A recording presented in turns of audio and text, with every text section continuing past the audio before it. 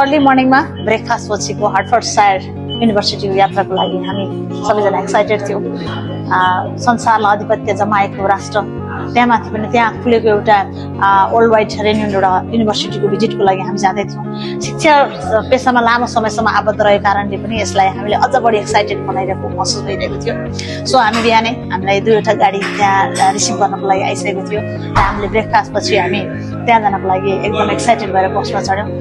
रमाइलो भयो, सबै नयाँ नयाँ साथीहरूसँग भेटघाट हुँदै गयो र करिब 1 घण्टाको हाम्रो बसको यात्रापछि हामी हर्टफोर्डसायरको जुन प्राङ्गणमा पुग्यौँ त्यसले एउटा खालको चाहिँ अर्कै खालको चमक खालको चाहिँ वाउ भन्ने खालको फिलिङ्स आयो। बिकज त्यो युनिभर्सिटी एउटा यति ठुलो स्पेसमा थियो कि एरिया अकुपाइड, त्यहाँको इन्भाइरोमेन्टको हिसाबले नै हामी इन्ट्रीमा नै हामी एक किसिमको एक्साइटमेन्ट रह्यो र बसभित्र नै युनिभर्सिटीको म्यानेजमेन्टले हामीलाई एउटा मफलर सहितको हामीलाई चाहिँ जुन स्वागत आत्मीय स्वागत गर्यो त्यसबाट हामी अलि बढी खुसी भएका थियौँ। सबैजना खुसी भयो। एउटा झोला लिएर हामी बाहिर निस्किरहेका थियौँ र त्यसपछि हामीलाई एउटा हलमा प्रवेश गराइयो र बाटोमा मैले थुप्रै त्यसका डिफ्रेन्ट स्टुडेन्ट्सहरू त्यहाँ पढ्दै आउने जाने गरेको बाटोमा देखेँ।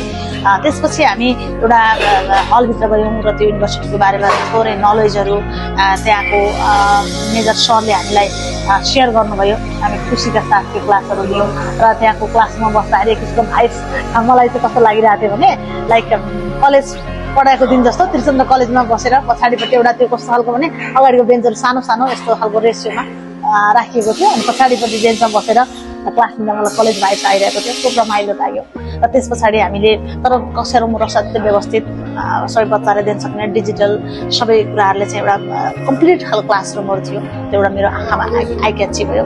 त्यसपछि हामी केही बाहिर निस्किसके पछाडि केही हामीले सराउन्डिङ भिजिट भनेर हामी गयौँ। असाध्यै राम्रो मलाई नेचर फ्रेन्डली त्यो बच्चाहरूलाई बस्नको लागि बनाइएको रिफ्रेसमेन्टको लागि बनाएको ठाउँहरू अनि त्यो क्लासरुमहरू त्यस पछाडि वेटिङ रुमहरू एकदमै व्यवस्थित म्यानेजमेन्टको हिसाबले मलाई एकदमै राम्रो लागिरहेको थियो। र हामी किसिमको सर्कल गरिसके पछाडि कि हामीले ग्रुप फोटोसुटहरू गऱ्यौँ र त्यसपछि हामी त्यो ठाउँबाट अर्को ठाउँमा अर्को तिनीहरूको डिफ्रेन्ट डिपार्टमेन्ट रहेछ त्यो डिपार्टमेन्टमा गयौँ र त्यहाँनिर चाहिँ खास गरी यो कलेज चाहिँ एकदमै टेक्निकल इन्डस्ट्रीहरूलाई प्रायोरिटी राखेर बनाइएको कलेज भन्ने कारणले गर्दा पनि यसको स्पेस यसलाई गरेको मोडर्नाइजेसन आइक्याची थियो नै, नलेजफुल थियो नै। र त्यसपछि हाम्रो लन्चको टाइम थियो र हामी लन्च टाइमलाई अलिकति साथीहरू क्युमा बस्दै गर्दा चाहिँ हामी अलिकति फोटोसुट गर्ने एकदमै ठाउँ राम्रो भएको भएर त्यो भ्यूलाई चाहिँ क्याच गर्नमा हामी एकदमै दौडिरहेको थियौँ।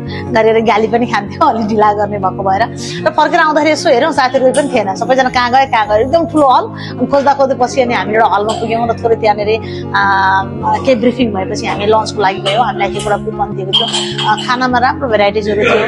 एउटा खालको चाहिँ त्यहाँ धेरै स्टुडेन्टहरू जो बाहिरबाट आउनुभएको स्टुडेन्टहरू छ उहाँहरूको लागि भनेर त्यहाँनिर डिफ्रेन्ट वर्कसपहरू उहाँहरूले काम गर्न मिल्ने खालको रेस्टुरेन्टहरू थियो। त्यहाँनिरको जो डिपार्टमेन्टहरू थियो डिपार्टमेन्ट स्टोरहरू सबै डिफ्रेन्ट एउटै कलेजभित्र सबै चिजहरू थियो ताकि कुनै पनि इन्टरनेसनल स्टुडेन्टले त्यहाँ गएर सर्भाइभ हुनलाई अथवा एउटा कम्प्लिट सहरभन्दा चाहिँ कम लागेन मलाई। त्यसपछि हामी आफ्नो लन्च पछाडि चाहिँ हामी एभिएसन मेरो ग्रुपको साथीहरू चाहिँ हामी एभिएसन लर्निङ डिपार्टमेन्टमा गयौँ र त्यहाँभित्रको त्यो व्यवस्थित एभिएसन जुन एउटा डिजिटल मिडियमबाट त्यो प्लेटफर्म राखेर नै अगाडि जुन खालको क्लासको एउटा व्यवस्थापन गरेको थियो सो अमेजिङ। अनि म आफैले पनि बसेर त्यहाँनिर जुन खालको एक्सपिरियन्स लर्निङ गऱ्यौँ त्यो चाहिँ मेरो लागि असाध्यै धेरै नै इन्फर्मेटिभ अनि एक्साइटमेन्ट नलेजफुल थियो।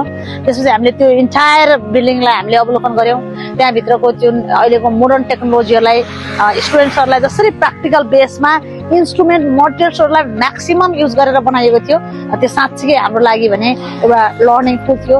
यसरी हामीले हर्टफोर्डसायरको यात्रा त्यो दिन अत्यन्त असाध्यै इन्फर्मेटिभ र असाध्यै रोमाञ्चित तरिकाबाट सक्यौँ र हाम्रो सम्पूर्ण क्लास अब्जर्भेसन पछाडि हामीले बेलुका फेरि 1 घण्टाको युके नेपाल सिम्पोजियम क्लास त्यहाँको भाइस चान्सलरबाट जुन लियौँ कि लर्निङमा चाहिँ हामीले कसरी मोडर्नाइज गर्न सकिन्छ र कसरी त्यसलाई राम्रो गर्न सकिन्छ भन्ने हिसाबमा हामीले जुन एउटा क्लास लियौँ र त्यसपछि भने बेलुका हामी फेरि हाम्रो गाडीमा चढेर हामी हाम्रो होटलतर्फ यात्रा गऱ्यौँ र होटलमा हामीलाई बेलुका डिनरको व्यवस्था थिएन र हामी नजिकैको एउटा इन्डियन सपमा गएर 4-5 जना साथीहरू मिलेर हामीले हाम्रो बेलुकाको डिनर गऱ्यौँ र त्यसरी हामीले तेस्रो दिनको यात्रा पनि